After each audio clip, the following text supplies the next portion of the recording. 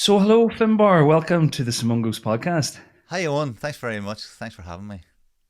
Well, look, Finbar, we are going to talk today about wellness and contentment, peace of mind, whatever way you would like to describe it. And we're framing it around mind, body, and spirit. Now, you've been on a personal journey with this for the last number of years. You and I grew up in the same town, but we hadn't seen each other for a number of years. And then all of a sudden, I saw you competing and winning triathlon championships at an international level. And I found it fascinating, and I didn't realize it was kind of part of this journey that you've been on. You are also a medical professional, and there are stresses and strains of that took a toll on you, and you've been finding your way out of that. And I must say that you're still on the journey, but you're in a much more contented place than you were, and you'll tell us a bit more about that. So we are here today to find out more, a little bit about your journey and some of your tips to help us, because I think we all feel the stresses and strains of life. And we'd all like to be a little bit more content. So over to you, Finbar. If you don't mind just giving the listeners a little bit of a background to you and how you started your journey and a little bit about that journey. Okay, thanks, Owen. Well, just to give a quick summary, I was a fit teenager, did my medical training then, became a GP, and spent my 20s and 30s building career and family and not really thinking about my wellness or my health or fitness or anything like that. So I ended up putting on a lot of weight during my 30s, got pretty stressed out with the whole job and having young kids. And having young kids was fantastic. It was a brilliant home life and all that. But, it does come with its stresses and strains. And, the weight was gaining on, the stress was piling on, the skin was looking bad. I was becoming less and less content and happy in my work. And then my cousin died, unfortunately, of a brain tumour, and he was my age, and it was horrific and horrendous time all around. And I kind of hit my late 30s thinking, what's it all about? Why am I in this position? How did I get here? And so I just felt then there was time for a change at that point. So I ended up taking a sabbatical to Australia, trying to reset the whole mindset and fitness and everything. Started cycling to work. It was only 5K. Got into a bit of swimming, lost some weight, and then came home, and my sister invited me to join the local triathlon club, and I, with no intention of being competitive, I hadn't competed in 20 years. So anyway, I went to keep motivation going, to keep consistency with the swimming, and discovered then I was faster than the guy beside me, and then this sparks a bit of a competitive edge. And almost accidentally then my obsessive sort of compulsive behaviours took over, and I became really keen on triathlon, and yeah, as you say, ended up doing pretty well at it. But I ended up doing too much training at that point, because really exercise and fitness, it's good for your health, but you can overdo it, and it's like a J-shaped curve where most people aren't doing enough, and hitting that sweet spot can be difficult. But I ended up in atrial fibrillation on a couple of occasions. At that point then I realised, look, this isn't the best thing for me, so I had to take a step back. And so now I really focus on fitness and health for longevity and wellness, and having more health in relationships, at work, and trying to get that balance right. So I'm really aiming on that journey that you said. It's all about the balance to getting across all of those areas in life. And we'll introduce another concept, if you don't mind, and that is spirit, because we all think of wellness. We immediately think physical fitness, mental fitness. And I guess in your triathlon career, you achieved peak performance in both of those things. But as you said, you still weren't, you were dissatisfied. Maybe that was the competitive edge, the obsessive compulsive edge.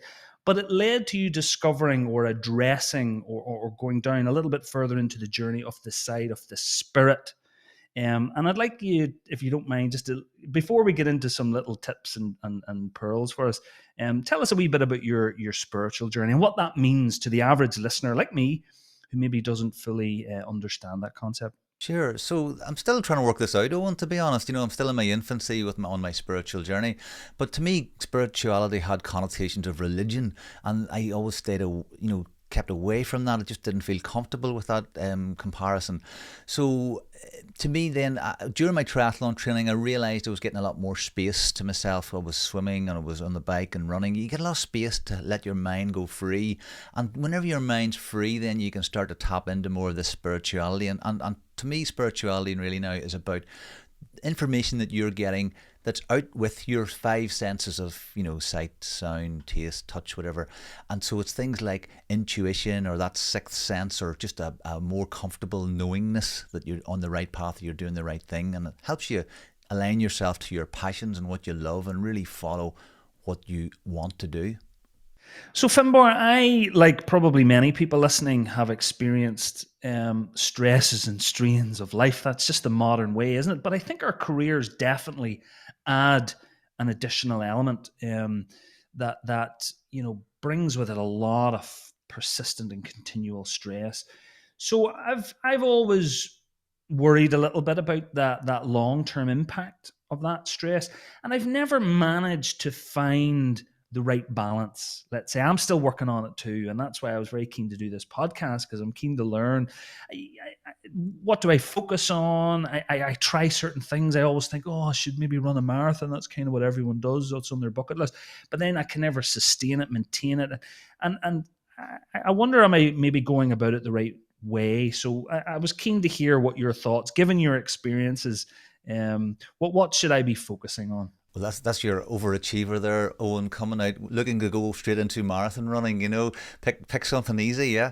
So I suppose it all comes down to setting goals, and what you said earlier about worrying about the stress that this your life and the job has on you in the future. That's a massively real thing to be concerned about, because stress is probably one of the underlying causes of many chronic illness.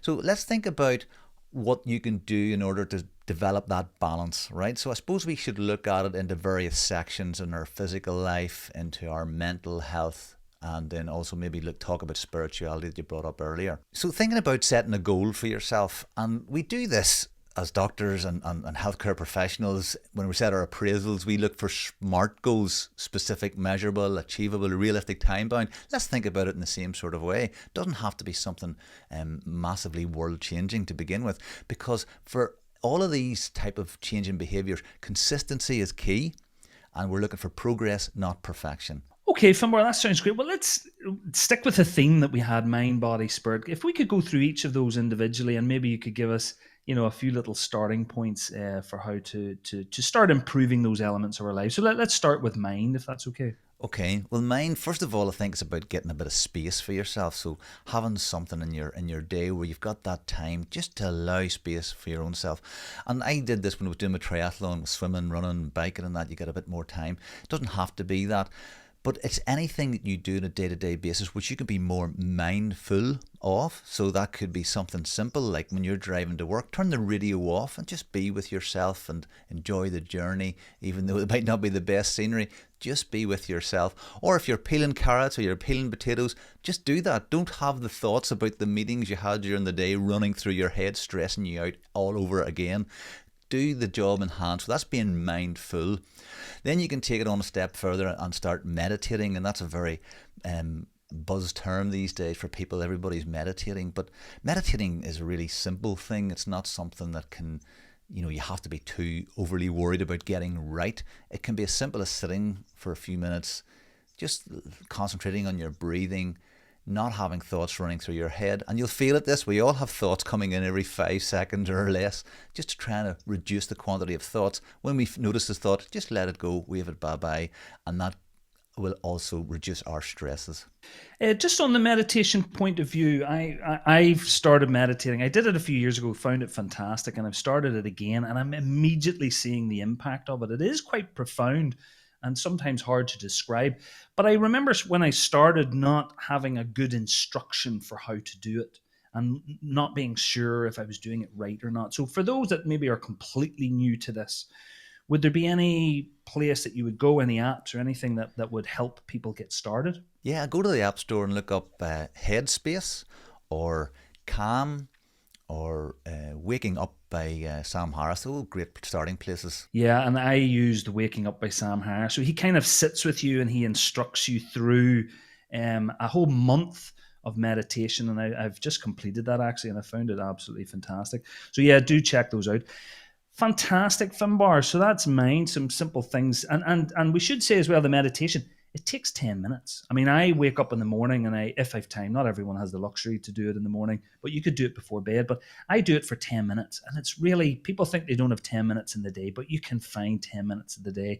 And I think the impact is profound from a personal level. But I think there's a huge amount of scientific evidence now to support it, isn't that right? But there's another thing that you can do, even like, for example, when you're in the car or when you're in a queue and you're waiting, introduce a bit of breathing techniques, and that also helps develop some mindfulness, and it's also meditative. So a breathing technique that I use all the time, which is really great, particularly if somebody cuts in front of you and you immediately get that rage or you feel stressed by it. A technique called box breathing, where you breathe in for a count of 4, you hold it for a count of 4, you breathe out for a count of 4, and you hold it for a count of 4, and repeat that for a couple of minutes. It activates the parasympathetic nervous system. It really kind of amplifies the physiological sinus arrhythmia response. So stimulating the vagus nerve and helping us calm down and relax. Wonderful technique. And a lot of people recommend that in stressful situations. So it's not uncommon in emergency medicine for people to recommend that technique. Say you're sitting in the resus bay, you're waiting for the ambulance to arrive. You can try a little bit of that breathing just to calm you down just before you know the onslaught is about to happen. So that's great advice. So we're going to talk a little bit about sleep. I think that was your final point in the mind section, wasn't it? Something that I certainly don't feel I get enough of. I'm sure our listeners probably feel the same. And then there's shift work, and there's things that we can't avoid. Obviously, like shift work in A&E and certain things. But when we do get the opportunity to sleep, do you have any tips for how we could improve or lengthen our sleep? Well, I think you're very right to say that sleep's important. You know, it's where we recover and repair and regenerate our bodies, and it's essential to get good quality sleep. One of my biggest tips is to try and have a regular wake up and go to bed time. But if that's not possible, then you might want to start looking at how you can use light as a tool to reset your body clock, because it's all about switching on and off melatonin, which helps you get over to sleep. So if you're in a shift pattern, it's a bit like jet lag, really. You can use light strategically. So when you wake up, get bright light into your eyes. You can use light boxes. I've used one set of glasses for SAD, seasonal affective disorder. That's been very useful for me. So getting bright light as soon as you're up, and then when you're wanting to go to sleep, and the wind down to that, having some sort of relaxation technique and reducing the lights. And interesting that everybody talks now about the blue lights from our phones and devices being really harmful to our sleep. It turns out that it's not necessarily the blue light from them, but it's the stimulation that these devices give us before we go to sleep. So you can use your device before bedtime if it's for something relaxating, like reading or a wind down meditation, for example, rather than getting angry at some news report or something that's going to cause Your you. Twitter profile, Yeah. Don't be going on and having a row on Twitter before bed. Brilliant. Okay, well, look, that's mind. Let's have a wee think about the body as well. So body, then, I suppose we're thinking about our physicality, and as you mentioned earlier, will I do a marathon? I would not recommend starting there, Owen, to be honest.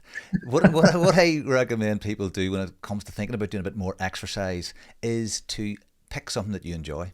That's the most important thing, because if you enjoy it, you're more likely to stick at it, and consistency is key to keeping any behaviour going long term, because we don't want to have, build fitness for a couple of months and then let it go. It's about doing it for the long term. This is all to improve our future health and longevity. Now, if you already at that and you want to learn a bit more, I would encourage your listeners to investigate a bit more about how to build strength into their exercise routine, because its strength is probably more important for our health and longevity than aerobic fitness. So running a marathon wouldn't necessarily be the best thing. I discovered with my own 12 hours training a week, I ended up in atrial fibrillation. I definitely don't do that anymore. I overdid it. So getting the right balance there and introducing strength work is really useful. So I've never really considered strength training previously. Where would I begin? What would you recommend? Well, there are certain strength movements which are pretty standard. There's really only 5 or 6. It's a squat, a push, a pull, a hip hinge, and I think you can get some apps online and follow them, but the problem with those is you don't get feedback from anyone to say that you're doing the technique right. It's very important to get the correct technique. So I would encourage your listeners to invest in a personal trainer for a short period of time to even just learn the movements and have some feedback that you're doing them correctly, because you don't want to end up injured out of this. So I'd also like to talk about nutrition. That's obviously a really important thing in the body. And as you know, Owen, we didn't get much nutrition teaching when we were medical students, I and don't I'm not remember sure. any. I don't know if they still or if they get any nowadays. But nutrition's so important in our for our health, and it's, I've gone deep in this with sports scientists and sports nutritionists as part of my journey to become a really good triathlete. But it's not as difficult as it's often made out.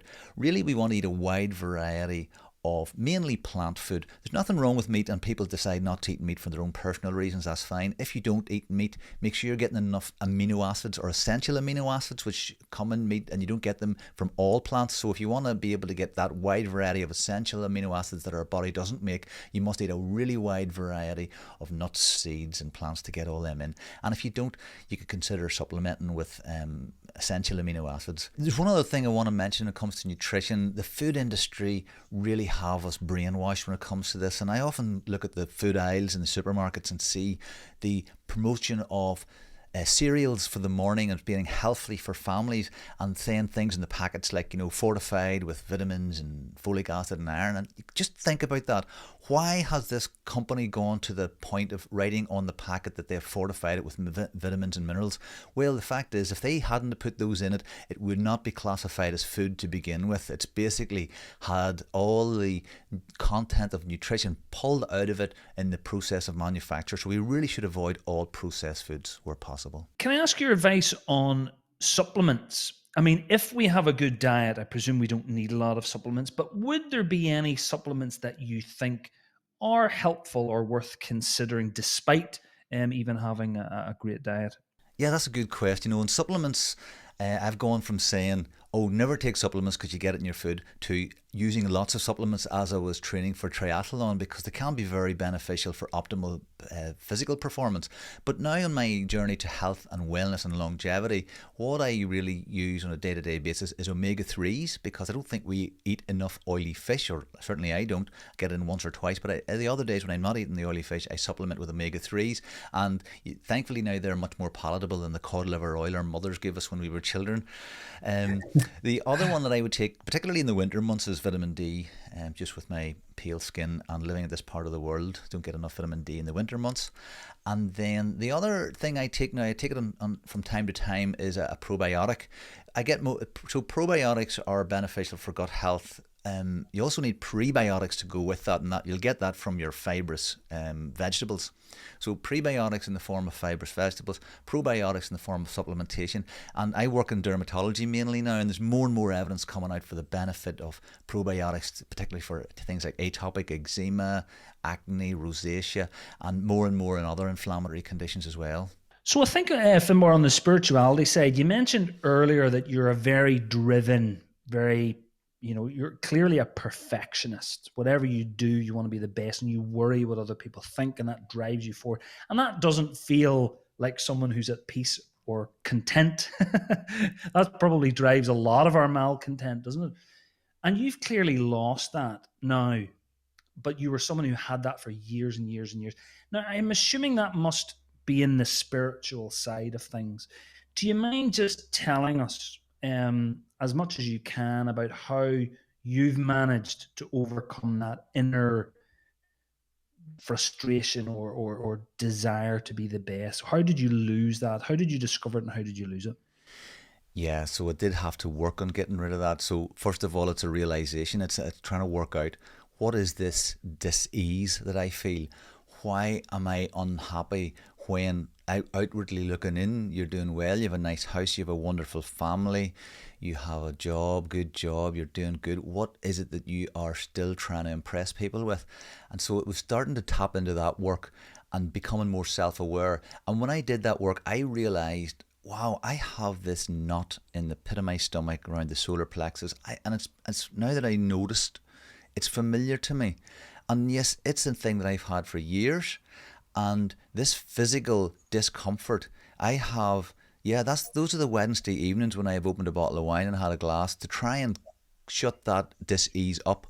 And being aware of it is the first step, I suppose. And so then I started searching and seeking, how do I become content? How do I get rid of this? And so multiple books that I've read on self development, and then I found some one-on-one counselling type services that I've tapped into, and they've really been instrumental in helping me to learn how to know myself and then get over this. And then using things like positive affirmations. There's a great one by Deepak Chopra, who's also was a medical doctor and now spiritual teacher. And Deepak, one of his affirmations was to say to yourself repeatedly, "I am totally independent from the good or bad opinion of others."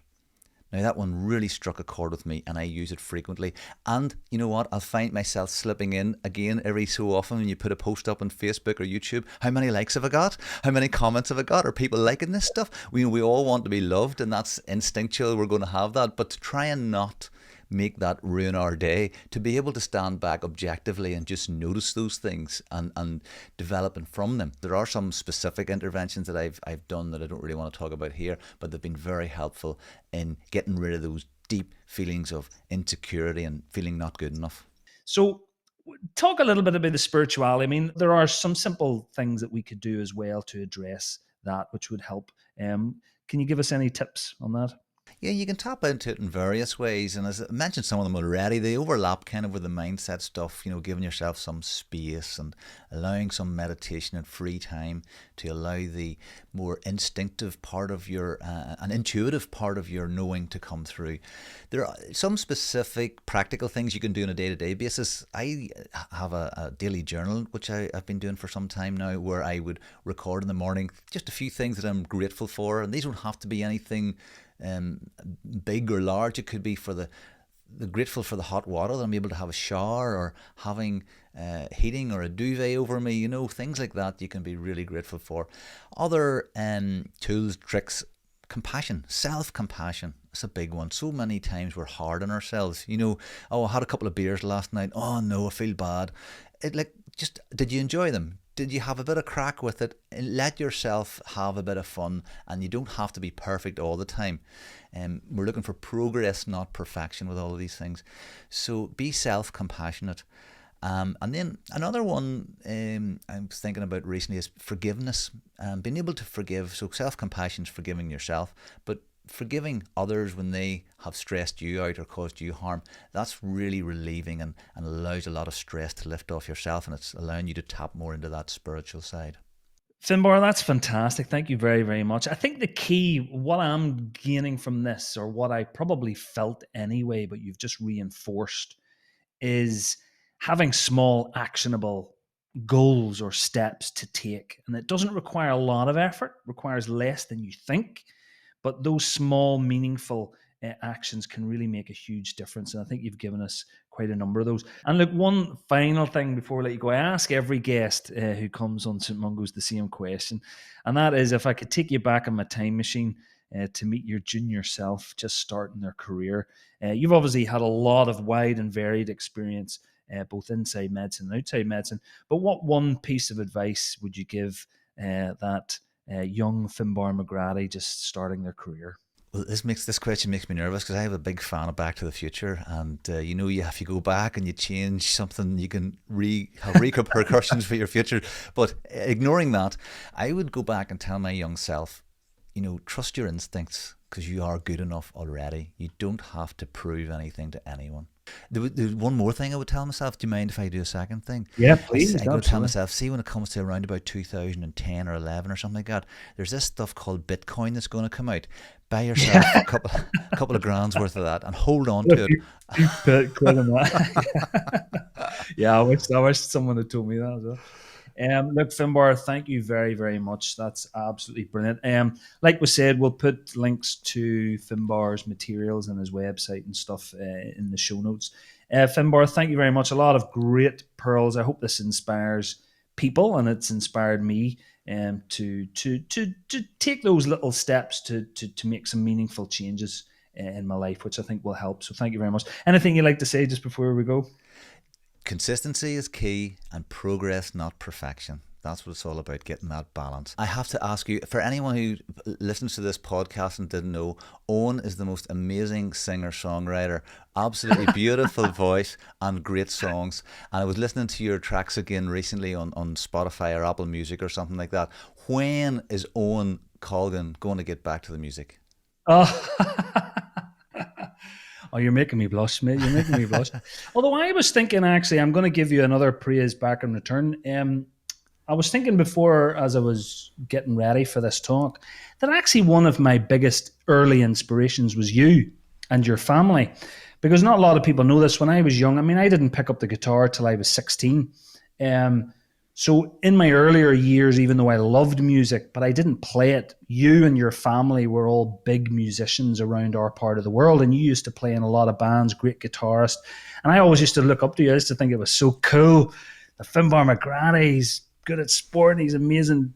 You know, he's now a doctor, and he's an amazing musician as well. So actually, you were one of my biggest inspirations starting out. So there you go. We compliment for each other to finish off there. Bit of bromance going on here. Bromance. I never knew that. You know, and I wish I had known that when I was an 18, 19-year-old fella. I swear I would have maybe changed how I felt about myself. Owen, get up here. Owen, get up. Let's give me some. But I didn't even know. I wasn't really even playing back then. But there you go. Well, look, thank you very much, Finbar. I really appreciate it. Wonderful advice. What a journey. And we wish you all the best with your continued journey. And we'll hopefully watch you on your new YouTube channel. And if anyone would like to reach out to Finbar for some more in-depth stuff, then please do so. I'm sure you'd be delighted to get back in touch. So thank you very much, Finbar. Thanks, Owen. Cheers.